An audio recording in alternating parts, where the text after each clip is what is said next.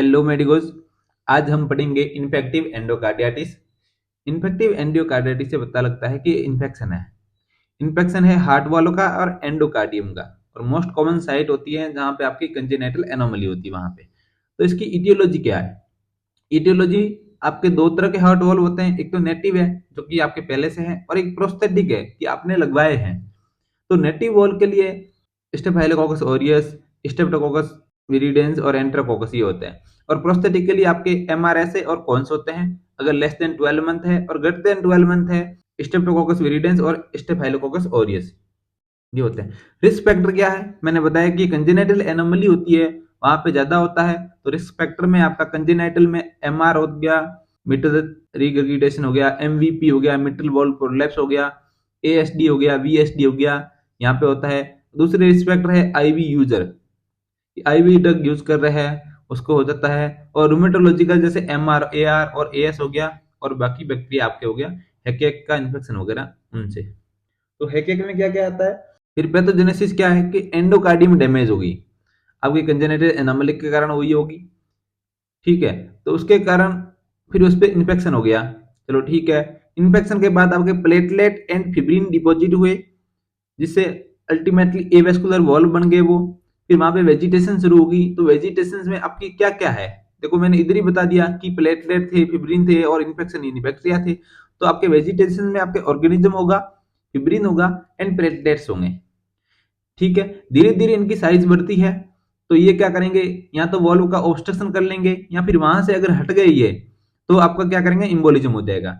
और inflammatory reaction होती है, इसके कारण जो साइड के टिश्यू होते हैं उसको डैमेज होता है। जैसे कि कॉर्डा टेंडन का डैमेज हो गया तो कॉर्डा टेंडन रप्चर हो जाएगी, तो मिटल वो रिग्रेगेशन, एरोटिक रिग्रेगेशन ये प्रॉब्लम हो जाएगी। अब देखो आप क्लिनिकल फीचर्स क्या क्या है, क्योंकि ये इन्फेक्टिव एंडोकार्डियाटिस टू टाइप का होता है, एक्यूट इन्फेक्टिव एंडोकार्डियाटिस और सब एक्यूट इन्फेक्टिव एंडोकार्डियाटिस। जो आपका एक्यूट होता है वो बहुत सीवियर होता है, इसमें हार्ट फेलियर हो सकता है, रीनल फेलियर हो सकता है, इम्बोलिज्म हो सकता है। और जो सब एक्यूट होता है वो थोड़ा कम खतरनाक होता है।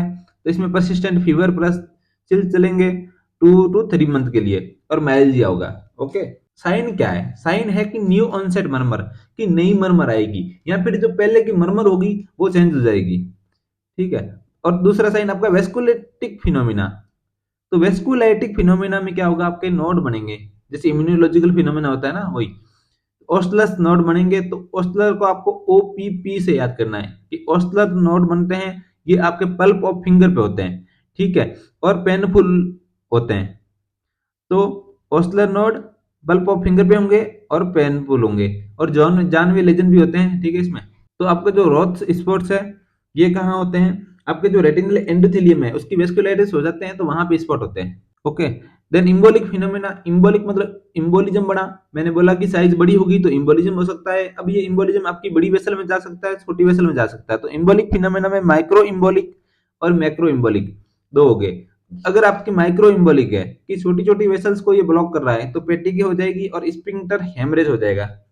ओके, देन अगर मैक्रो इम्बोलिक है कि बड़ी वेसल्स है, जैसे कि हार्ट की वेसल होगी आपकी, आपकी रेटिना की होगी, आपकी ये मिडिल सेरेब्रल आर्टरी वगैरह, इनमें एम्बोलिज्म चला गया तो आपका स्ट्रोक हो जाएगा। स्ट्रोक मैंने आपको सीएनएस में पढ़ाया है। देन एसीएस, ये भी मैंने आपको बता दिया है, एक्यूट कोरोनरी सिंड्रोम, एमआई हो जाएगा, रेटिनल ओक्लूजन हो जाएगा, देन स्प्लेनोमेगली हो जाएगी। तो ये आपके हो गए साइन। साइन के बाद होता है डायग्नोसिस। तो डायग्नोसिस में आपको मॉडिफाइड ड्यूक क्राइटेरिया यूज करते हैं। डायग्नोसिस बहुत ज्यादा इंपॉर्टेंट है। इसमें मेजर क्राइटेरिया होता है, माइनर क्राइटेरिया होता है। मेजर क्राइटेरिया में हम क्या करेंगे, ब्लड कल्चर को यूज करेंगे और इकोकार्डियोग्राफी को यूज करेंगे। ठीक है, और माइनर क्राइटेरिया में हम किसको यूज करेंगे, रिस्क फैक्टर को उठाएंगे, क्लिनिकल फीचर्स को उठाएंगे, और ये जो उठाया था ये वापस उठाएंगे यहाँ पे। ओके, तो अब देखते हैं मेजर क्राइटेरिया। मेजर में ब्लड कल्चर को कैसे करोगे, 2 positive blood culture for typical organism. Typical में एमआरएस हो गया, रिस्टेप्ट वेरिडेंस हो गया। ठीक है, दोनों 2 पॉजिटिव कल्चर मिले, दो अलग अलग मेथड से हमने करे, 2 पॉजिटिव कल्चर मिले। ठीक है, हमें फिर अगर ये नहीं मिला तो हमारे पास क्या होना चाहिए, persistent positive blood culture greater than 24 hour. मान लो कि तुमने अभी ब्लड कल्चर करवाया, वो किसी ऑर्गेनिज्म के लिए पॉजिटिव मिला, उसके बाद आपने 24 आवर बाद करवाया तब भी आपको पॉजिटिव मिला, तो आपका ये मेजर क्राइटेरिया में काउंट होगा। तीसरी बात करें single positive blood culture for HACEK, तो हैकेक ग्रुप जो आपको होता है, आपको पता है उसमें क्या क्या आता है, हीमोफिलस, एप्रोफिलस आता है, एग्रीगेटिव बैक्टीरिया आता है, आपका कार्डियोबैक्टीरियम आता है, इकाइनेला आता है, किंगेला आता है, तो ये आपको याद करने हैं हैकेक ग्रुप में क्या आता है। देन इकोकार्डियोग्राफी की बात करें तो पॉजिटिव इको फाइंडिंग, इकोकार्डियोग्राफी में तुम्हें वेजिटेशन मिल रहे हैं, इकोकार्डियोग्राफी में तुम्हें एब्सेस मिल रहे हैं, या फिर न्यू रिगर्गिटेशन मिल रहा है। ओके, माइनर में आपको क्या करना है, जो मैंने अभी पढ़ाया था वही उठाने हैं। जैसे कि माइनर में पहला वल्वुलर या कार्डियक एबनॉर्मलिटी जो मैंने बताया था रिस्क फैक्टर में, आईवी यूजर रिस्क फैक्टर में बताया था, तो दो हमने रिस्क फैक्टर उठा लिए। दो के बाद आता है तीन, तो तीन क्लिनिकल फीचर्स उठाते हैं हम। Fever greater than 38 degree, vasculitic phenomena और इम्बोलिक फिनोमिना। वेस्कुलाइटिक में क्या था, इम्बोलिक में क्या था, मैंने आपको बता दिया है। देन आपको दो ये उठाना है, ब्लड कल्चर और echocardiography. Blood culture suggestive of the infective endocarditis और echocardiography suggestive of the infective endocarditis. तो इसमें सजेस्टिव वर्ड ऐड कर लेना है कि मेजर क्राइटेरिया का तो नहीं है ये क्राइटेरिया, मतलब इस क्राइटेरिया के साथ मैच नहीं कर रहा है बट सजेस्टिव है। तो डायग्नोस्टिक में से तो डायग्नोस्टिक में से उठाना है बट सजेस्टिव होगा। इन्वेस्टिगेशन वही बात होगी, ब्लड कल्चर करवाया, इकोकार्डियोग्राफी करवाई, ब्लड कल्चर में वो सेम चीजें लिख सकते हो जो डायग्नोस्टिक क्राइटेरिया में हमने लिखा है। फिर इकोकार्डियोग्राफी में देखो दो टाइप की इकोकार्डियोग्राफी होती है, ट्रांस थोरेसिक इकोकार्डियोग्राफी और ट्रांस इसोफेजियल इकोकार्डियोग्राफी। जो आपकी ट्रांस थोरेसिक होती है वो हम कब करवाते हैं, वो इजी होती है, तो हम ग्रेटर देन 2 mm है तो उसमें वो पता लग जाएगा, हम पहले यही करवाते हैं। लेकिन ट्रांस इसोफेजियल इकोग्राफी पहले कब करवानी पड़ सकती है, जब आपकी साइज लेस देन 2 mm हो, प्रोस्थेटिक वॉल्व हो, टीटीई पे नेगेटिव आया बट क्लिनिकल सस्पेंशन हाई हो, वॉल्व का परफोरेशन हो चुका हो, वेजिटेशन लेस देन 2 mm हो, तो हम टीईई करवाते हैं, ट्रांस इसोफेजियल इकोकार्डियोग्राफी। ट्रीटमेंट क्या होगा कि आपका अगर स्ट्रेप्टोकोकस है तो पेनिसिलिन देंगे 2 to 3 milli unit Q 4 hour की एवरी 4 आवर इंटू 4 वीक। अगर आपका एंटेरोकोकस है तो पेनिसिलिन ही देंगे, पर एंटेरो मतलब तरीका याद करने का, एंटेरो मतलब सारा इंटायर, तो इससे double dose 4 to 5 milli unit Q4 hour for 4 week. चलो एंटेरोकोकस के लिए रेजिस्टेंस है, ठीक है, तो रेजिस्टेंस है तो हम देंगे vancomycin. Vancomycin 15 mg per kg IV plus gentamicin 1 mg per kg IV TDS. तो फिर स्टेफिलोकोकस